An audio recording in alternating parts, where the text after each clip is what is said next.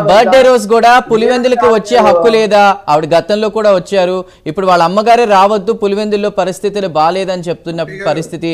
అంటే ఎలా చూడాలి? టీడీపీ గెలుపు మీద అపనమ్మకంతో ఆమె గళం వినిపించారా, లేక జగన్ ఓటుని ఖాయం చేయడానికి అని మాట్లాడారని మీరు అంటున్నారా?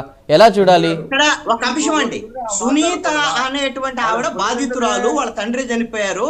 ఆవిడ ఈ 13 నెలల కాలంలో చాలా సార్లు పులివెందులు వెళ్ళుంటారు.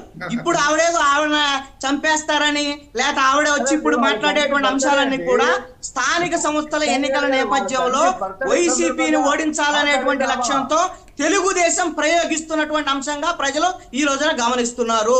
సునీత కూడా రాజకీయ పరమైనటువంటి అంశంగా మాట్లాడుతున్నారు అనేటువంటి అంశం ఇక్కడ ప్రజల యొక్క అభిప్రాయంగా ఉంది. రెండో అంశము, ఇక గవర్నర్ దగ్గరికి వెళ్ళారు వైఎస్ఆర్ కాంగ్రెస్ పార్టీ వాళ్ళు.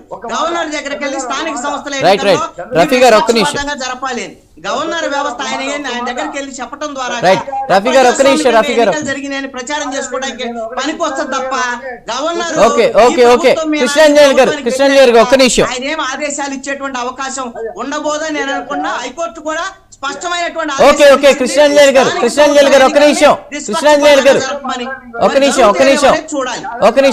రఫీ గారు చెప్పండి. తండ్రి గారి బర్త్డే కూడా మేమే సృష్టిస్తామా? తండ్రి గారి బర్త్డే సందర్భంగా ఆమె సొంత ఊరు, సొంత ఇంటికి వచ్చి మాట్లాడే హక్కు ఆమెకి లేదా? ఆమె ఒక చోట కాదు, హైదరాబాద్ లో మాట్లాడింది. ఎక్కడికి న్యాయం జరగట్లేదు కదా.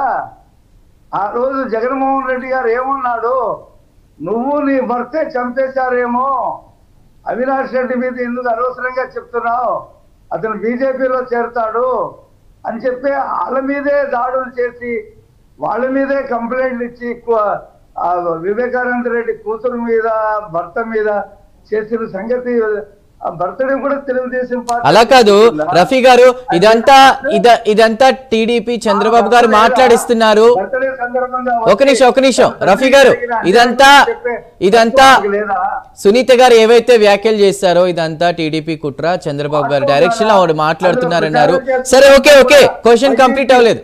రఫీ గారు సునీత గారు ఈ మాట కూడా అన్నారు, ప్రెస్ ని అడ్రస్ చేస్తూ గతంలో అవినాష్ అండ్ కో ఏదైతే చెప్పారో టీడీపీఏ చేయించింది ఈ హత్య, చంద్రబాబు గారు చేయించారు, నారావారి రక్త చరిత్ర, ఇవన్నీ చెప్పారు, నేను నమ్మాను, కానీ తర్వాత నాకు సిచ్యువేషన్ అంతా అర్థమైందంటూ కూడా క్లారిటీ కూడా ఇచ్చారు.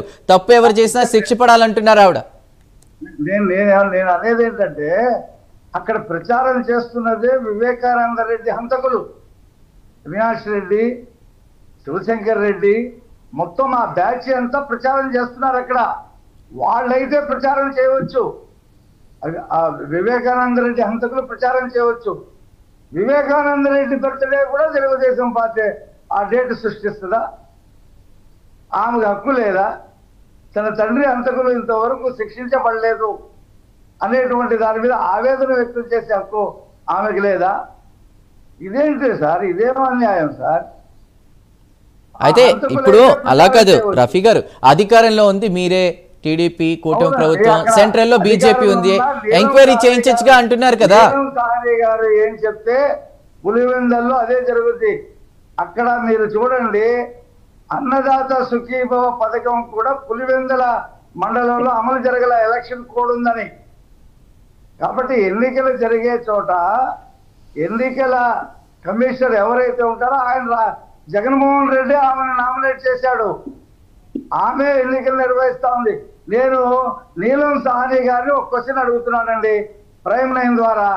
విజయవాడలో కేసినేని శ్వేత పోయిన సంవత్సరం జనవరి 8వ తారీఖున రాజీనామా చేసింది, వెంటనే రాజీనామా ఆమోదించారు. మరి వాళ్ళకి 16 నెలలు 17 నెలలు అయింది. అక్కడ విజయవాడలో ఎందుకు ఉప ఎన్నిక జరపట్లేదామా? అంటే అక్కడ వైసీపీ ఓడిపోద్దా? వైసీపీ ఎందుకు ఉప ఎన్నిక జరపట్లేదు? 6 నెలల్లో జరపాలి కదా. మరి పులివెందుల్లోనూ ఎందుకు జరుపుతున్నామా?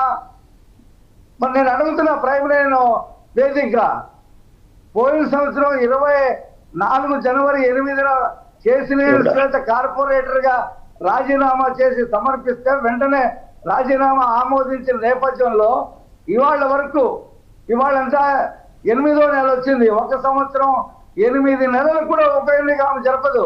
ఎందుకు? విజయవాడలో జరిగితే ఉప ఎన్నిక జరిగితే తెలుగుదేశం గెలుస్తుంది, వైసీపీ ఓడిపోతుంది, జరపట్లేదా? నేను అడుగుతున్నా ఎన్నికల సంఘాన్ని, రాష్ట్ర ఎన్నికల సంఘాన్ని.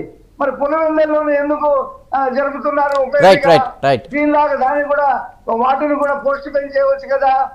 టాపిక్ లోకి వద్దాం. రఫీ గారు ఈ పులివెందులకు సంబంధించి ఒక్క నిమిషం రఫీ గారు, టీడీపీ స్థానానికి ఎందుకు ఉప ఎన్నిక జరపరు చెప్పండి. రైట్ టీడీపీ ఈ ఎన్నికలో బీటెక్ రవి భార్యను అభ్యర్థిగా నిలబెట్టడం అనుకున్నటువంటి వ్యూహాత్మక కారణాలేంటి, ఏం చెప్తారు? ఏం లేదండి, బీటెక్ రవి అక్కడ పోయినసారి ఎమ్మెల్యేగా పోటీ చేశాడు, ఓడిపోయాడు. ఆయన మళ్ళీ ఎమ్మెల్యేగా పోటీ చేసి జడ్పీటీసీగా ఈ 6 నెలల కోసం, ఈ 3 నెలలు వచ్చే 3 నెలలు కోసం ఎందుకు తన భార్యను పెడితే తనే పోటీ చేసినట్టుగా ఉంటుందని చెప్పేసి అనుకున్నాడు, పోటీ పెట్టాడు. ఆమె పోటీ చేసే అర్హత ఉంది. చాలా మంది భార్యలు పోటీ చేస్తా ఉన్నారు దేశంలో, ఆమె కూడా పోటీ చేస్తుంది. తప్పేముంది దాంట్లో? ఆయన బలాన్ని వైసీపీ కంచుకోటను బద్దలు కొట్టడానికి అది సరిపోతుందంటారా? ఆమోదించింది రఫీ గారు, వైసీపీ కంచుకోటను బద్దలు కొట్టడానికి అది సరిపోతుందా? ఏమండి, వైసీపీ కంచుకోటను బద్దలు కొట్టడానికి అది సరిపోతుందంటారా? ఏమండి, మేమేం బద్దలు కొడతామని చెప్పట్లా. ఉప ఎన్నిక వచ్చింది, ప్రజాస్వామ్య పద్ధతిలో మేము పోటీలో పెట్టాము. మేమేమి జగన్మోహన్ రెడ్డికి భయపడి ఏకగ్రీవం చేయాలనేటువంటి ఉద్దేశం మాకు లేదు. మేము ఎన్నికల్లో పోటీ చేయాలని చెప్పి అనుకుంటా ఉన్నాం. వైనాట్ 175 to 175 అని ఉద్దేశం మాకు లేదు. ఎన్నికల్లో పోటీ చేస్తాం, ఆయన కూడా పోటీ చేస్తాడు. ఇందాక రమేష్ గారు చెప్తా ఉన్నాడు, జగన్మోహన్ రెడ్డి చెప్పలేదు ఆ రకంగా, ఉంటే చూపించాడు. నేను అన్ని పేపర్లో అన్ని టీవీలో వచ్చిన క్లిప్పింగ్ మా నాలెడ్జ్ సెంటర్లో ఉంటాయి, చూపిస్తా. జగన్మోహన్ రెడ్డి ఓపెన్ స్టేట్మెంట్ ఇచ్చాడు, మీరు ఏకగ్రీవాలు చేయకపోతే, మీరు గెలిపించక రాకపోతే మంత్రులు గవర్నర్ దగ్గరికి వెళ్ళి రాజీనామా అట్నుంచి అంటే వెళ్ళిపోండి, ఎమ్మెల్యేలకు టికెట్ ఇవ్వరని చెప్పి భయపెట్టాడు ఆయన. అందుకని గత ఎన్నికల్లో క్లిప్పింగ్ పంపిస్తా. మేము దాని మీద అనేక సార్లు చర్చలు పెట్టాము, అనేక సార్లు మాట్లాడించాం. ఆ క్లిప్పింగ్స్ చూపించి ఒక ముఖ్యమంత్రి ఇలా బెదిరించవచ్చున ఎమ్మెల్యేలని, మంత్రుల్ని, ప్రజాస్వామ్యానికి మంచిది కాదు కదా అని చెప్పి మేధావులు కూడా మాట్లాడారు ఆ రోజున. అప్పుడు రమేష్ రాజకీయాల్లో లేడనుకుంటా, బహుశా అతనికి తెలియకపోవచ్చు. రాజకీయాల్లో ఉన్నాను, మీకు 60 ఏళ్ళు వచ్చి ఉండొచ్చు, నేను 30 ఏళ్ళు. మరి లేదని ఎలా చెప్తావు? లేదని ఎలా చెప్తావు? జరిగిన సంఘటన అన్ని సాక్షి పేపర్తో పాటు అన్ని పేపర్లు ప్రచురించినాయి. నువ్వు లేదని ఎలా చెప్తావయ్యా బాబు? లేదని ఎలా చెప్తావు? రైట్ ఓకే, మధుబాబు గారు మీరు చెప్పండి. కక్షలు, కార్పణ్యాలు గత కాల పాపాలే రాజకీయ పార్టీలను వెంటాడుతున్నాయి అనుకోవాలా? ఇంకా ప్రజలు ముఖ్యంగా భయపడుతున్నటువంటి సిచ్యువేషన్ మీరు అన్నట్టు, దీనికి ఒక ఎండ్ కార్డ్ ఏం లేదా?